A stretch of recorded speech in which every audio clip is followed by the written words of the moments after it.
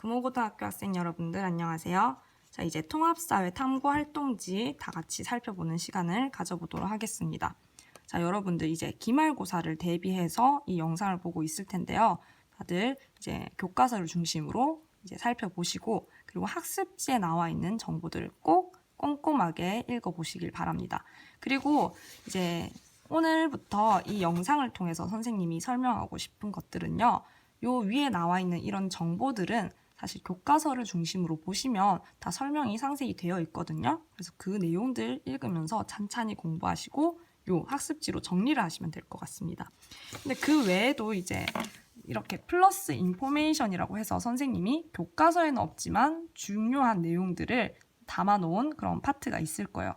요 내용들은 이제 이 영상을 통해서 조금 더 살을 붙여가면서 혹은 이제 수업 시간에 배웠던 내용을 한 번 더 기억을 상기시키면서 한번 배워보도록 하겠습니다.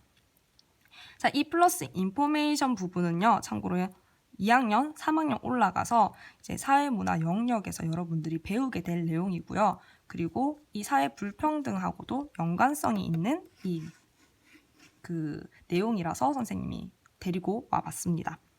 자, 그러면 이 첫 번째 우리 플러스 인포메이션 주제로 로렌츠 곡선과 지니 계수인데요. 이 로렌츠 곡선과 지니 계수가 나타내려고 하는 거는 바로 소득 분포의 불평등도입니다.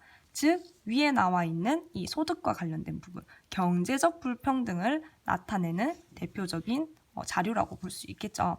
자, 그럼 이 로렌츠 곡선도 여러분들이 분석할 수 있어야 됩니다.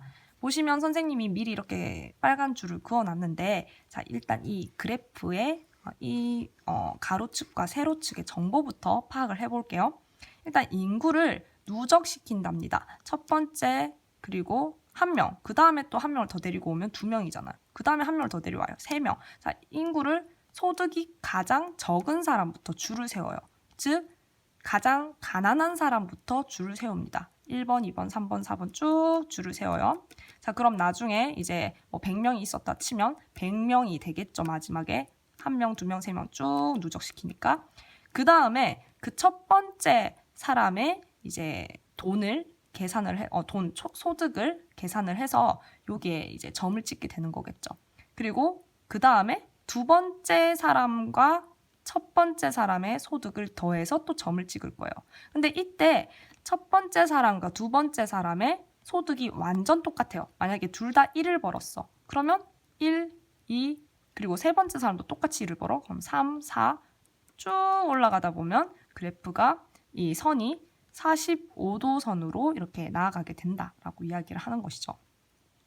즉, 완전 균등선은 모든 사람들이 이제 소득을 똑같이 가지고 있을 때, 소득을 똑같이 분배받을 때 이런 이제 선이 나오게 된다고 이야기를 할 수 있겠죠. 이 내용을 선생님이 줄을 그어볼게요. 45도 선은 누적 인구와 누적 소득이 같은 비율로 증가하기 때문에 완전 평등을 나타낸다라고 이야기를 하고 있습니다. 완전 균등선, 완전한 평등을 나타내는 선입니다. 자, 그런데 이건 정말 이상적인 상황이죠. 모든 사람들이 똑같이 버는 거는 가능하지 않아요. 그러면 이제 사람들이 얼마 정도 버는가를 실제적으로 이렇게 그래프로 나타내 보았더니 이런 곡선 형태로 나타나게 된대요. 자, 요 곡선 형태는 뭐라고 부르느냐? 로렌츠 곡선이라고 부릅니다. 로렌츠 곡선. 여기 글씨가 잘 안 보인다면 밑에 한번 써볼게요. 자, 로렌츠 곡선이라고 불러요. 자, 조금 더 색깔이 진한 걸로 표시를 해볼까요? 자, 파란색으로 표시해볼게요. 자, 요 곡선은 로렌츠 곡선입니다. 자, 파란색은 로렌츠 곡선을 의미합니다.